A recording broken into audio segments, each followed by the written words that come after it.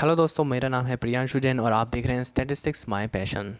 In this video we will learn about the weak law of large numbers and the statement of the weak law of large numbers is that a sequence xn of a random variable is set to satisfy the weak law of large numbers if। तो ये आपके सामने एक form दी है, ये है week of large numbers की, जिसमें एस एन अपॉन एन, और ये जो है आप देख सकते हैं। इसके अलावा अगर आप देखें तो यहाँ से अगर आप देखेंगे तो ये जो फॉर्म है ये आपकी एग्जांपल में काम आएगी। The weak law of large numbers hold provided B N upon N square is to zero. अगर ज़ीरो आ जाता है तो ये weak law of large numbers hold करता है, अदरवाइज़ नहीं। बी एन यहाँ पर आपका है क्या, ये वी एन है वेरिएंस ऑफ एस एन। अब एस एन और कैसे निकालेंगे चलिए देखते हैं। यहाँ पे एक एग्जांपल मैंने लिख दिया है और एक एग्जांपल में पूछा गया है कि इसमें बताना है कि weak law of large number hold करता है या नहीं करता है फॉर दिस। अब यहाँ आपको एक प्रोबेबिलिटी नज़र आ रही है, जैसे कि एक प्लस के लिए है, एक माइनस के लिए है, और यहाँ पे ज़ीरो के लिए दी गई है सिंपल।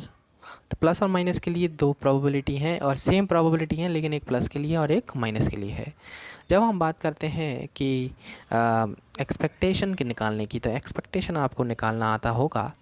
तो एक्सपेक्टेशन कैसे निकालते हैं चलिए वो निकाल लेते हैं।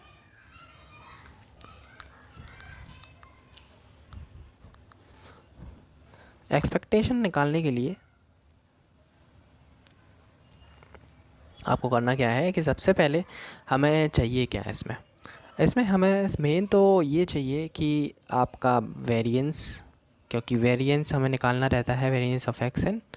यहाँ पे एस एन लिख सकते हैं, एक्स एन कुछ भी लिख सकते हैं, आपकी इच्छा है। और फिर उसके बाद mean variance of x N ही है और इसके लिए वेरिएंस ऑफ एक्स एन ये निकालना पड़ेगा और आपको ये भी निकालना होगा। अब बात करते हैं कि कैसे निकालेंगे इसको। तो ये निकालने के लिए पहले ये निकालते हैं, फिर ये निकालते हैं। ये निकालने के लिए सबसे पहले तो हम ई एक्स एन निकालते हैं, और ये कैसे निकलता है, summation of X and then probability into में प्रोबेबिलिटी होता है इसके। तो यहाँ पर आपको तीन वैल्यू दी गई है, एक तो ये ज़ीरो दिया गया है, +2 के और -2 के। तो पहले +2 के टू की पावर के, जिसकी प्रोबेबिलिटी उसके सामने दी गई है जो कि ये है, तो 2 की पावर -2 के +1। और यहाँ हमें इसकी अब समेशन की ज़रूरत नहीं है लगाने की। और इसके बाद हम लिखेंगे -2 की पावर के इंटू में 2 की पावर -2 के +1 एंड 0 इंटू, और ये जो ज़ीरो की वैल्यू दी है ये 1 - 2 की पावर -2 के। तो मैंने कुछ नहीं किया है, बस ये तीन वैल्यूज़ लिखी हैं उनकी प्रोबेबिलिटीज़ के साथ, जो कि यहाँ पे हमें दी हुई हैं क्वेश्चन में। अब यहाँ हम बात करते हैं कि इसको, ये तो हो गया ज़ीरो टर्म, ये तो हो गया ज़ीरो वाला ये। और अब बात करते हैं ये और ये दोनों, इनमें हम बात करेंगे तो -2 के +1 तो सेम था ही, बाहर आ जाएगा। और बात करते हैं 2 की पावर के प्लस -2 की पावर, यहाँ 2 की पावर के और -2 की पावर के अगर हम देखें तो ये हो जाएगा आपका 0। तो इस तरीके से ई एक्स एन तो हो गया हमारा 0। इसके बाद हम करेंगे ई एक्स एन स्क्वायर निकालने की कोशिश करते हैं, जिसमें आपको कुछ नहीं करना रहता है, समेशन लगाना रहता है एंड इसका स्क्वायर। यहाँ पे हमने ऊपर स्क्वायर नहीं किया था, फिर इनटू प्रोबेबिलिटी में कोई स्क्वायर नहीं लगेगा, प्रोबेबिलिटी हमेशा प्रोबेबिलिटी रहती है। बस यहाँ पर आप जो लेते हैं, जैसे कि स्क्वायर लिया तो स्क्वायर लग जाएगा, क्यूब लिया तो क्यूब लग जाएगा। तो यहाँ आप देखें तो सेम वही प्रोसीजर, 2 की पावर के का स्क्वायर है क्योंकि, और प्रोबेबिलिटी लिख देंगे 2 की पावर -2 के +1 और प्लस टू की पावर के, क्योंकि माइनस का था, और उसके ऊपर स्क्वायर, एंड टू की power minus 2k plus 1, and then last वाला जो टर्म है वो तो ज़ीरो आएगा ही, तो उसकी कोई हमें टेंशन लेने की ज़रूरत नहीं है,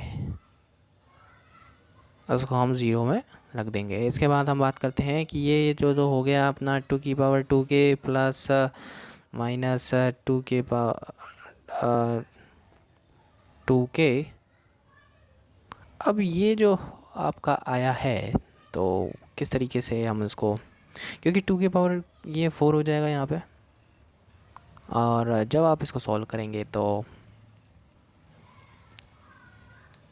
क्योंकि यहाँ पर 2 की पावर है तो ये प्लस का 4 हो जाएगा, तो यहाँ हम तो ये लिख लेते हैं 2k प्लस 1, और ये जो है 2 की पावर 2k है, तो इसको आप लिख सकते हैं 2 की पावर 2 यानी कि 4 की पावर k, तो 4 की पावर k आप इसको लिख सकते हैं। ऐसे ही सेम ये 4 की पावर k लिख सकते हैं इसको। तो ये जो है 4 की पावर k और 4 की पावर k 2 बार हो चुका है आपका, और लास्टली जब आप इसको पूरा सॉल्व कर लेंगे तो आपको जो मिलेगा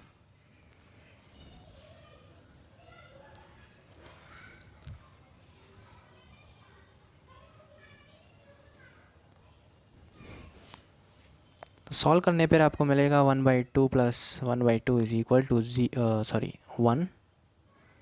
तो यहाँ पर आपका ई एक्स स्क्वायर 1 आ चुका है। अब बात करते हैं वेरिएंस ऑफ एक्स की। तो variance of x is equal to E x square minus E x का होल स्क्वायर। ई एक्स का स्क्वायर यानी कि 1, ये 1 आया था, ये 0 आया था, यानी कि 1 आ चुका है। और वेरिएंस ऑफ एक्स एन 1 आ चुका है। अब बात करते हैं बी एन की। तो बी एन यानी कि होता है आपका variance of sigma x n. अब वेरिएंस ऑफ एक्स एन यानी कि अब जब वेरिएंस 1 है और सिग्मा लगा है तो यानी कि इसकी वैल्यू हो जाएगी n। क्यों हो जाएगी? क्योंकि 1 है। Variance of x n value तो 1 है, सिग्मा की जगह हमने क्या लिख दिया n इंटू 1 यानी कि n। इस तरीके से हमने इसको निकालेंगे। और limit of b N upon N square कैसे निकालेंगे? लिमिट ऑफ बी एन की वैल्यू तो हमें पता है n है, एन स्क्वायर आ गया यहाँ पे, n से n कट जाएगा, और 1/n में हम लिमिट लगाएंगे इनफाइनाइट की, तो ये अपना आ जाएगा 0। तो इस तरीके से ये 0 आ चुका है, और ये 0 आने पर आपका होल्ड करता है weak law of large numbers. तो यही था इस क्वेश्चन में। थैंक यू सो मच इस वीडियो को देखने के लिए। अगली वीडियो में मिलते हैं। Thank you.